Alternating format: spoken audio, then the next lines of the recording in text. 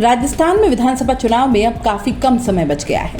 ऐसे में सभी पार्टियां मैदान में उतर चुकी हैं। अब लोगों की निगाहें इस बात पर हैं कि पार्टियां अपने प्रत्याशियों के नामों की घोषणा कब करेंगी। हालांकि बीजेपी को लेकर ये खबर आ रही है कि पार्टी ने प्रदेश की 48 सीटों पर प्रत्याशियों के नाम लगभग तय कर दिए हैं। प्रदेश इकाई से सुझाए नामों पर शीर्ष नेतृत्व ने गहन मंथन के बाद इन सीटों के उम्मीदवारों के नामों पर अपनी सहमति जता दी है। सूत्रों का ये कहना है कि अगले सप्ताह केंद्रीय चुनाव समिति की बैठक के बाद अंतिम रूप से उम्मीदवारों के नामों पर मुहर लग जाएगी और प्रधानमंत्री नरेंद्र मोदी की 25 सितंबर को जयपुर में परिवर्तन यात्रा समापन रैली के बाद पहली सूची जारी होने की प्रबल संभावना है। आपको बता दें कि सबसे पहले पार्टी लगातार 3 बार हारे हुए उम्मीदवारों की सूची जारी करेगी।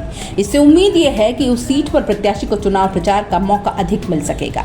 पार्टी ने राजस्थान की 200 सीटों को 4 भागों में बांट लिया है। प्रदेश और शीर्ष नेतृत्व में फिलहाल ए और डी वर्ग की सीटों के नामों की चर्चा चलती हुई दिख रही है। 2008 से लगातार 3 बार जिन सीटों से पार्टी जीती है उन्हें ए वर्ग में रखा गया है और वहीं 3 बार जिन सीटों पर पार्टी की हार हुई है उन सीटों को डी वर्ग में रखा गया है। बी और सी वर्ग में वो सीटें शामिल हो पाएंगी जो कभी हार तो कभी जीत का कारण बनती रहीं। सूत्रों के मुताबिक ए वर्ग की कुल 29 सीटें ऐसी हैं जिन पर अधिकतर उम्मीदवार रिपीट होने वाले हैं। वहीं डी वर्ग पर नए चेहरों को वरीयता मिली है।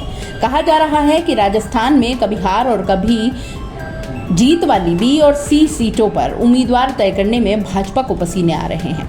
जातीय और क्षेत्रीय से लेकर हर तरह के समीकरणों को लेकर हर तरह से सूझबूझ के साथ उम्मीदवार तय करने की कवायद की जा रही है। ये पार्टी के लिए बड़ी चुनौती बन गए हैं। पार्टी इस वर्ग के उम्मीदवारों की लिस्ट चुनाव घोषणा के बाद ही जारी करने का सोच रही है।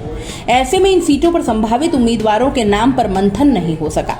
कांग्रेस की बात भी करें तो प्रत्याशियों को लेकर कांग्रेस भी लगातार मंथन कर रही है।